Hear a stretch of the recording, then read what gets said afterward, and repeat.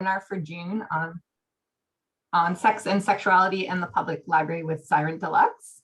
I'm Jackie. I'm the new comms advisor at LIANZA, and I'm just going to go through a couple housekeeping items. So if everyone could please ensure their microphones are muted for the entirety of the presentation.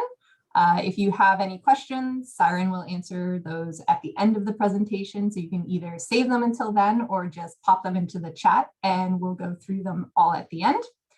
Also, if you could all quickly say hi in the chat and introduce yourselves and where you're from, so what library you're from, that would be great. So Anna Pickering, LIANZA's Executive Director, will now lead us in a karakia, and then I'll introduce Siren. Hi, good morning, everybody. It's wonderful to see you all. Just to get us started for the day, bring us all into the Zoom meeting. Whakataka te hau ki te uru, whakataka te hau ki te tonga. Kia mā kina kina ki uta, kia mā tara tara ki tai. Kia hi aki ana te atakura, he teo, he huka, he hauhu, Tihe Moriora. Thank you, Anna. So now I'd like to formally introduce Siren Deluxe, our speaker for today. They are currently the team leader at Paraparaumu Library on Kapiti Coast. Most of their career has been spent in the museum sector and art world, and prior to the role as team leader, Siren worked at the Auckland War Memorial Museum in Auckland for 8 years. During which the museum was challenged to become visible advocates of the rainbow community.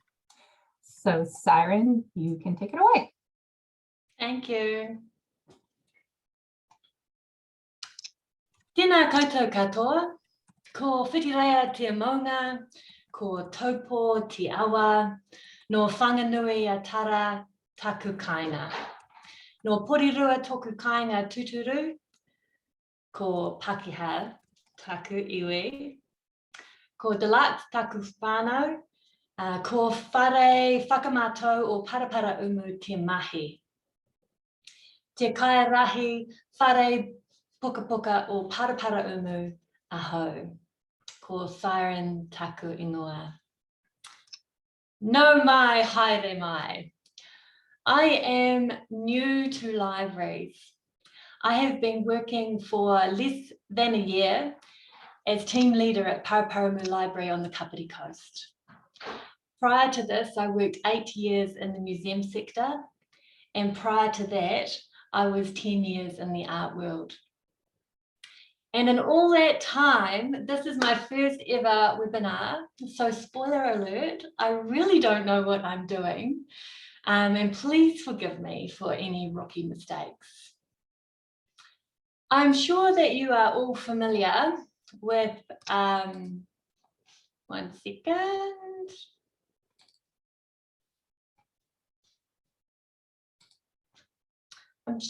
I'm sure that you are all familiar with the term GLAM.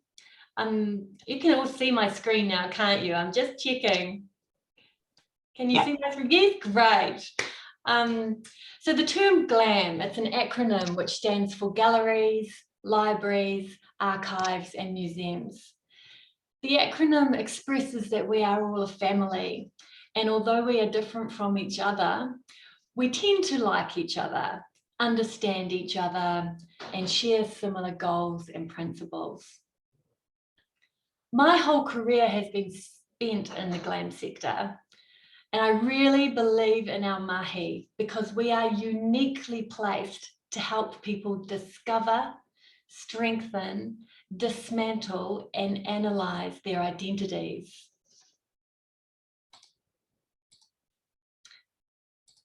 On the left is my previous workplace, Tamaki Paenga Hira.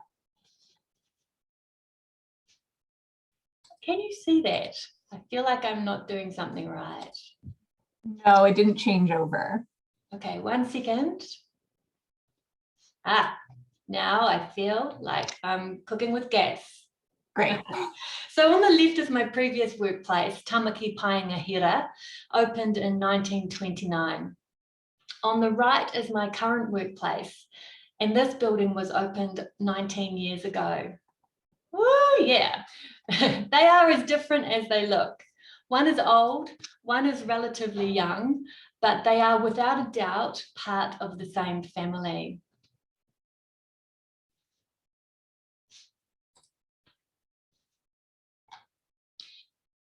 At our most rudimentary, the GLAM sector is a group of containers, boxes holding collections.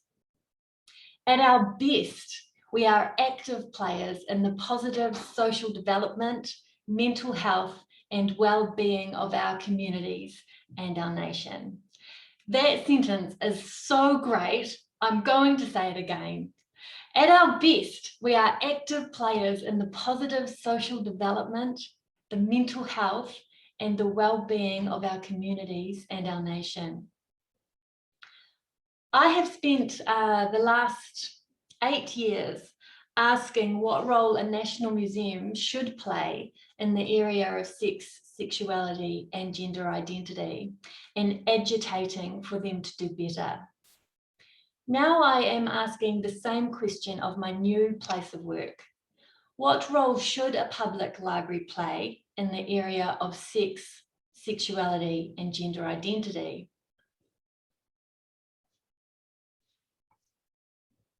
In the next 3 slides, I compare how public library content runs parallel with museums' collections.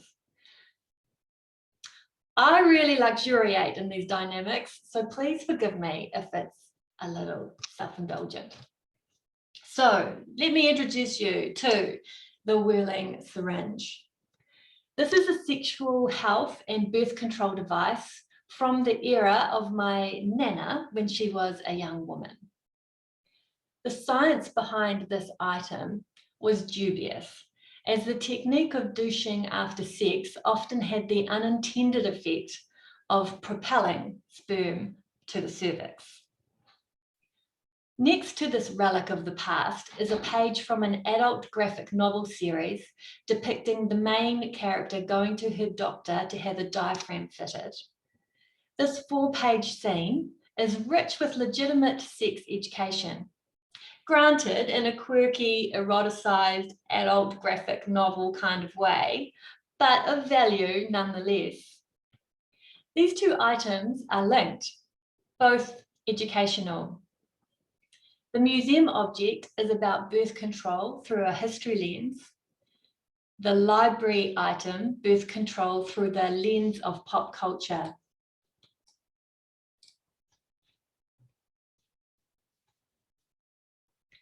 Museums preserve vintage sex education booklets like this one from a series published in the mid-1950s by the New Zealand Health Department.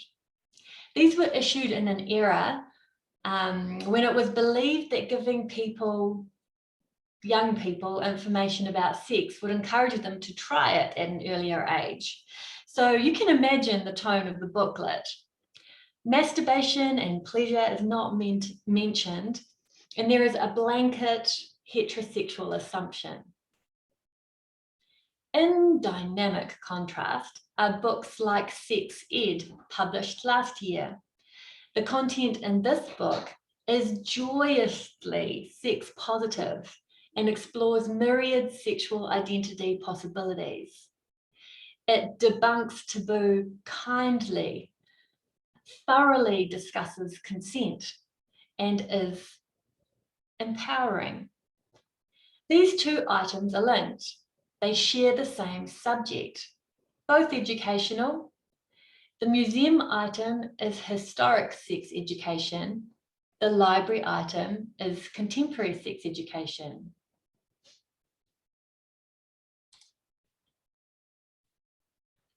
Auckland Museum holds the shiny rainbow jacket worn by Labour Party representative Louisa Wall, MP for Manuera, on the night of the 17th of April 2013. The night she saw the Marriage Amendment Bill passed.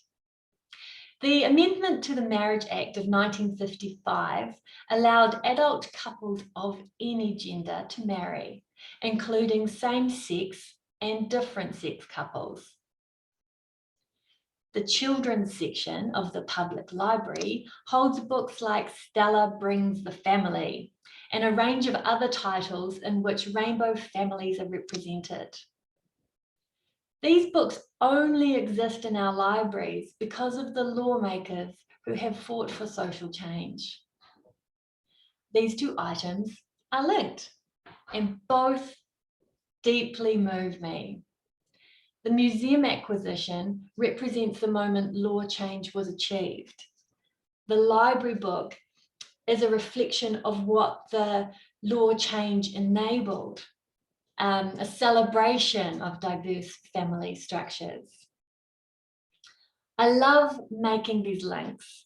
I really enjoy the storytelling surrounding museum collections, but I feel giddy with excitement about how cutting edge and centered in the present public library collections can be.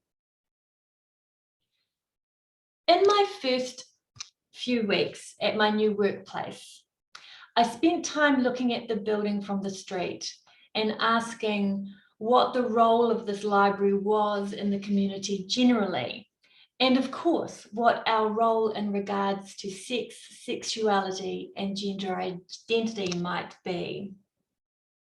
To my delight, I discovered someone had already figured out the answer and written it on the side of the building.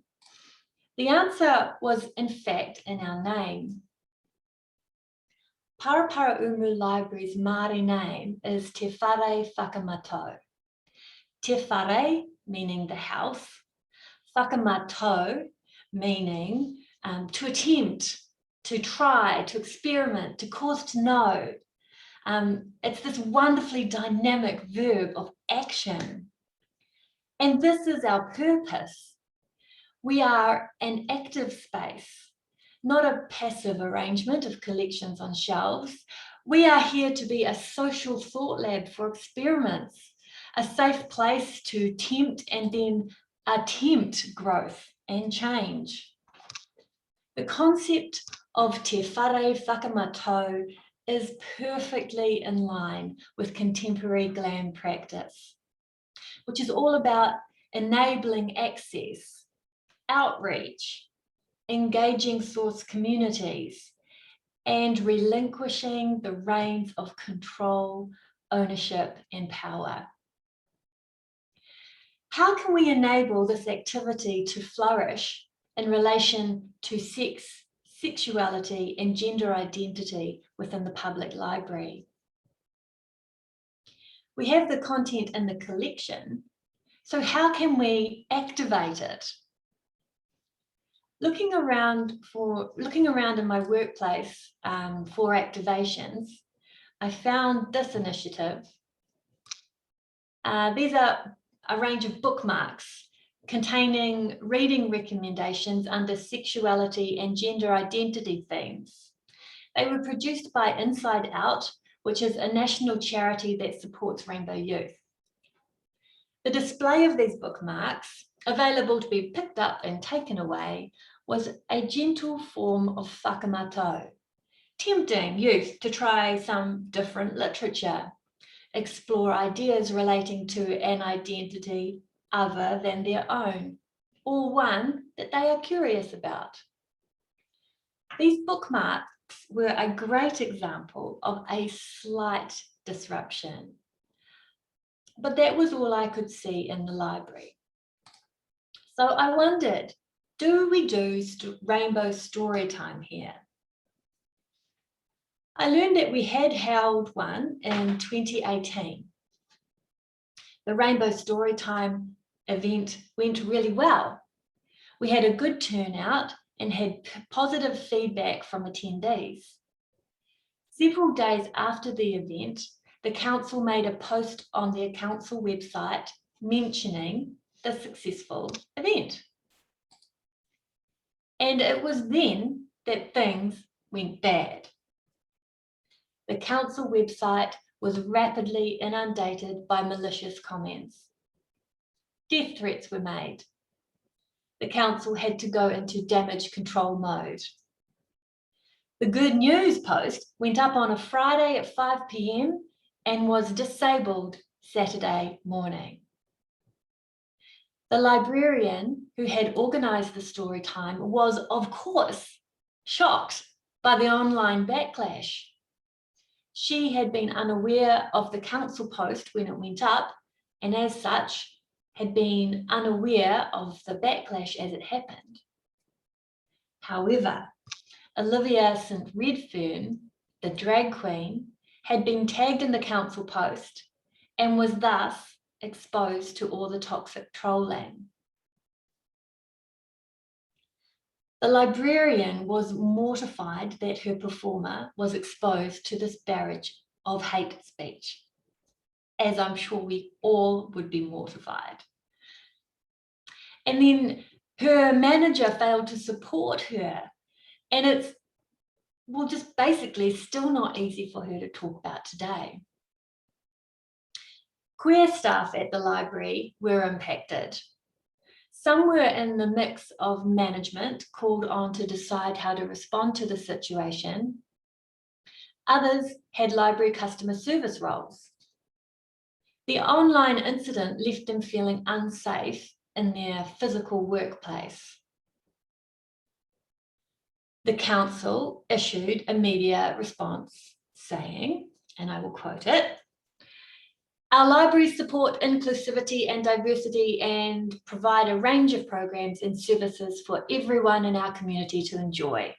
We included the Rainbow Storytime event in our October school holiday program after seeing the great response to similar sessions held in other libraries in our region. More than 50 adults and children attended our session at the Paraparaumu Library, and we are keen to offer similar programs in the future." All in all, a fair and good response from the council. And business went on as usual. Only it was business as usual within a community which suddenly felt hostile and homophobic. There have been no Rainbow Storytime since. If a Rainbow Storytime with bubbles and joyful toddlers can invoke death threats, then that also answers my question about why a rainbow flag has never fluttered on our flagpole and why preferred gender pronouns are not on the signature line of my email. But the name of my workplace tells me to persist. Whakamato is an ongoing, relentless verb, and to take inspiration from Michelle Obama, when they go low, we go high.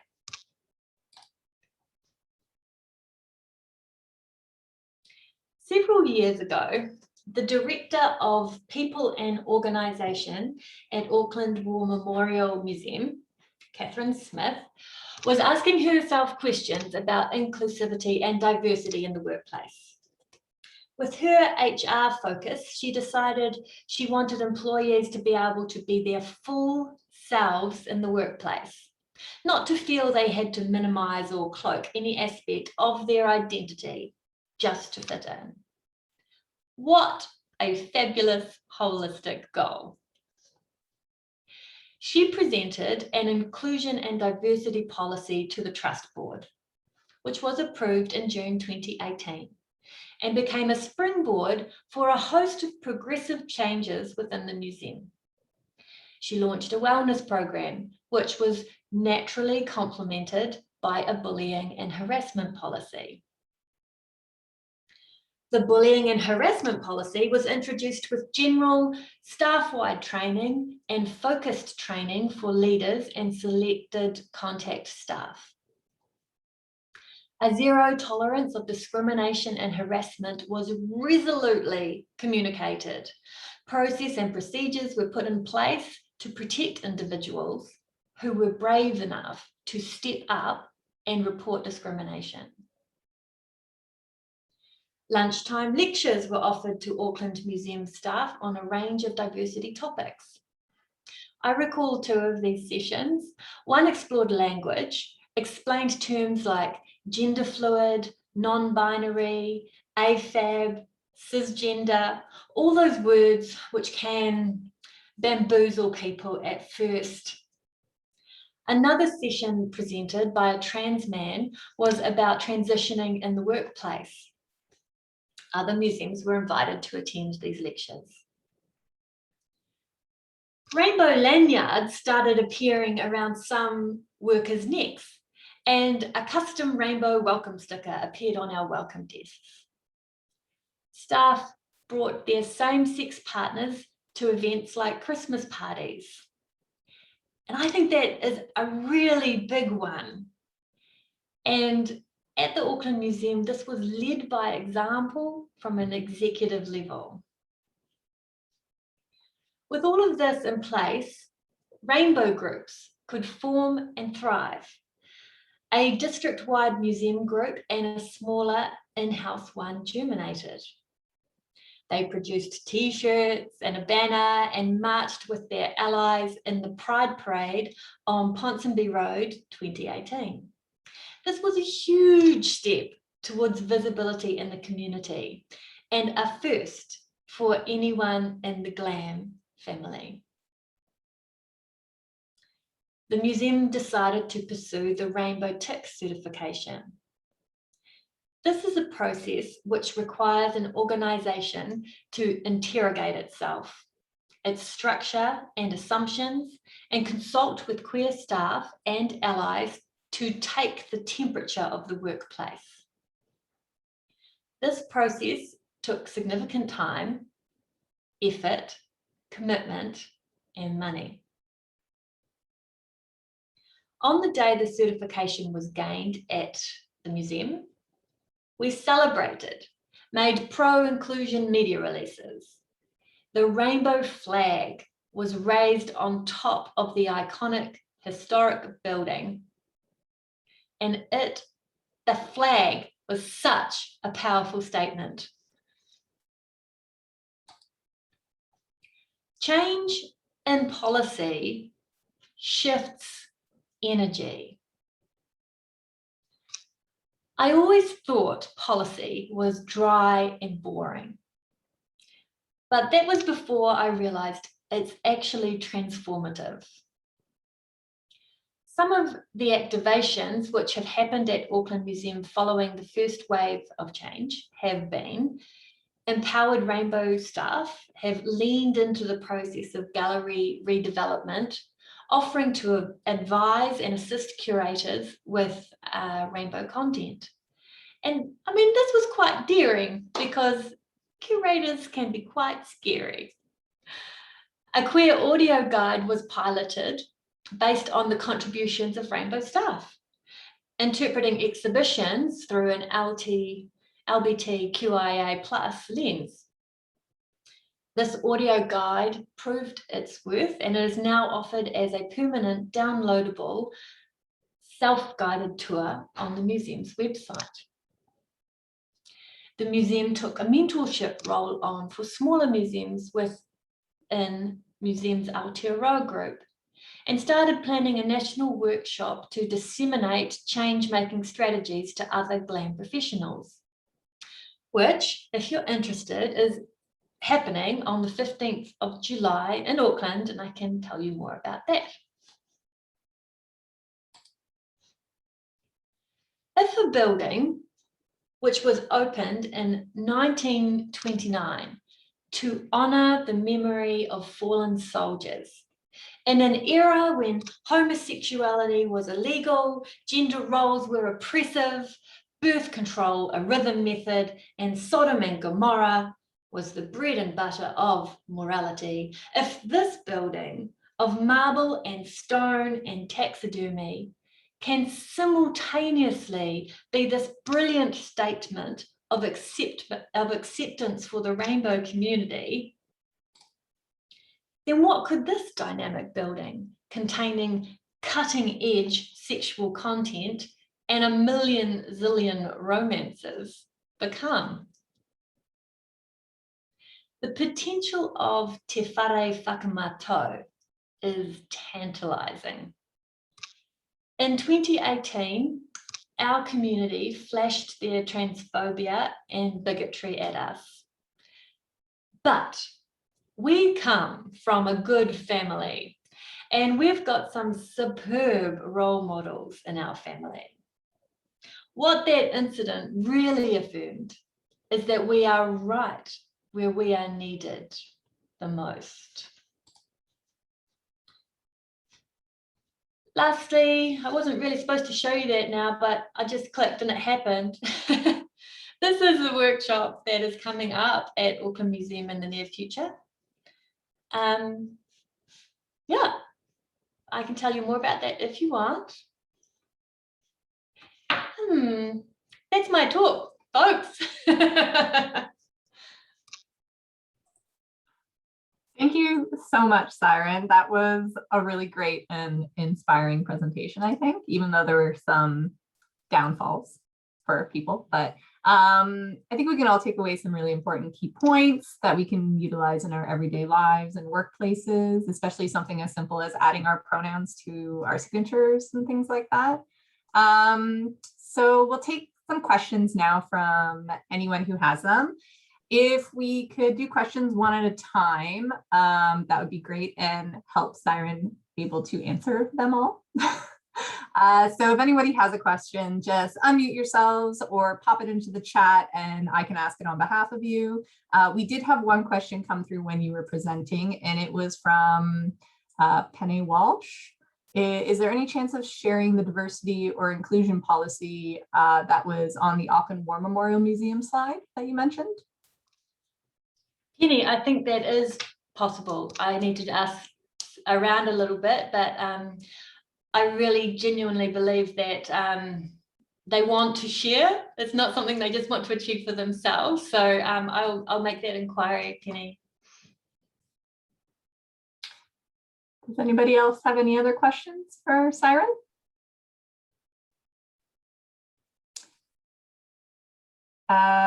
This one's from Mike Dickinson in the chat. If there is resistance to staff displaying their pronouns on name tags or email signatures, what's the best way to tackle that? I think that was from Mike, wasn't it? Hi, Yeah, Mike. I know Mike. You know, I don't think, this is kind of a seasoned opinion. I don't think change is possible until people understand the reason for the change. So if we have the situation where we need to embrace different gender pronouns in the workplace, I think there needs to be some really thoughtful, mindful education within that institution about why this matters. Because I don't think anyone's going to get on board unless they can feel the human heart that is at the core of that. So yeah, I think obviously that education has to be supported from a management level and then come down. So I would campaign for understanding and education. Do you think that could also be applied to libraries or public places that want to host like a drag story time and they're having pushback from the public? Would maybe hosting an educational seminar about why it's important to have these represented in communities? Do you think that would be a good approach for people who are interested in that? Absolutely. It's kind of, part of me is like, oh, are we not there yet? You know, it's kind of like, oh my goodness, do we still have to say why diversity is marvelous and why we should embrace everybody? But obviously the answer is yes. So we need to be like heat seekers for opportunities to convey that message. And how we do that in the public library context is a really interesting challenge, isn't it? So I love the format of like smart talks and smart debates. I love that kind of format of education. But I think one of the most pragmatic ways to educate people is by example. So for me, looking at the body of the staff within an institution and making sure that the people who work within our institutions are on board So start internally, and then my hope is that we will just radiate it by example. Am I an optimist? Probably. That's okay. We need that every once in a while. Anna had a question. What needs to be in place at Capity before another drag queen story time can be offered?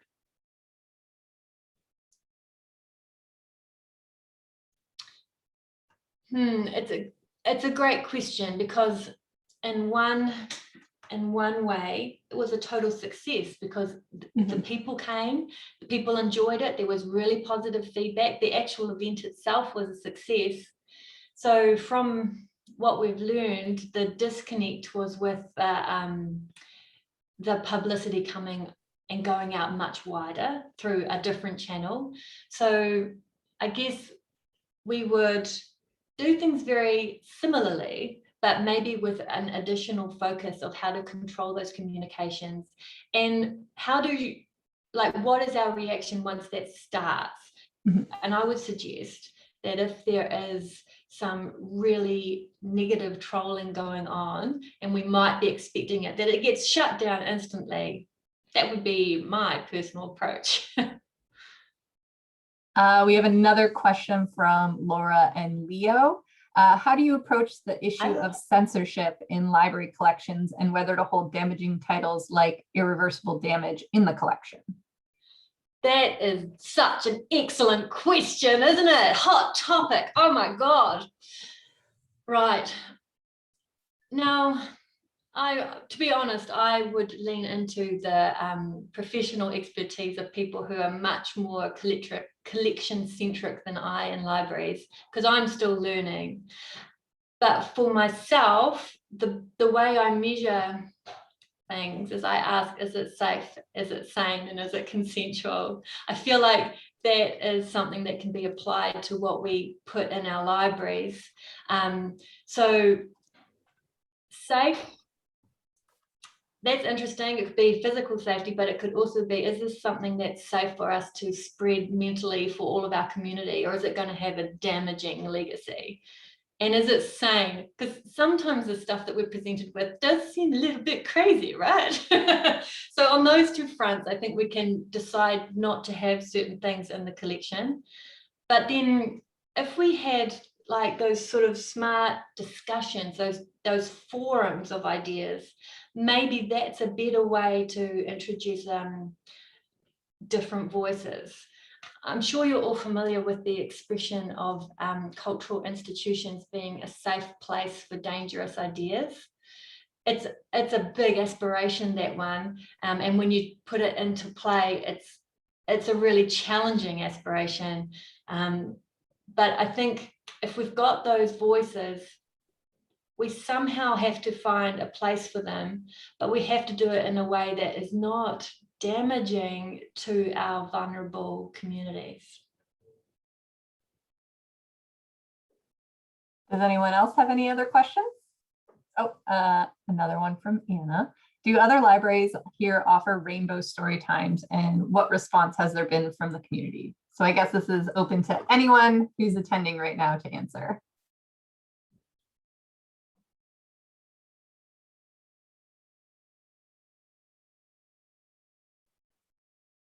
I can talk about how we handle drag queen story times in Toronto, where I'm from.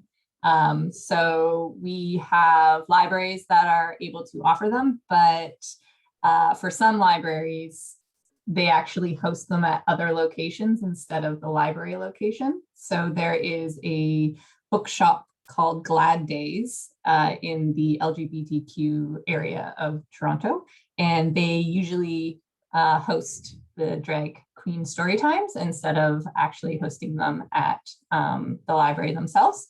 And it's just a more welcoming community, and then anyone can pop in. It's also a cafe, and it's really well attended by children and just generally the population that's in the community. So that's something from me. I would suggest that there's room for growth and development in Rainbow Story Times, because if we think about what our goal is, it's surely to present to the people attending that there are a myriad different options, possibilities, family structures, dynamics. And so there's more than just drag queens in the rainbow community. Yeah. I would really like when we have if we had a pride season of story time, that it's not limited to drag queen. I do not want to say goodbye to the drag queen story times. I love the drag queen story times, but I would also like a really nice queer granddad or really ordinary lesbian nana, or there's so many varieties of options. It would be cool if we had two mums come and read a story, or if we just had somebody's gender fluid big brother come along. There's much more we could be doing in that space. Who knows how that would be responded to, but surely it's actually our duty to go there in a way. Otherwise, we are limiting the potential of that initiative. And there looks in the chat area, if you want to check it out, Siren, there looks to be a lot of different aspects that libraries are sharing. So I'll read some out. The Hutt City Libraries have hosted Rainbow Story Times with positive responses. We ran some throughout the Puki, Ariki, and community libraries a couple years ago. We had similar experience in Paraparumu, unfortunately. Some are organizing a pride picnic in Canterbury. So there seems to be a lot of different options and different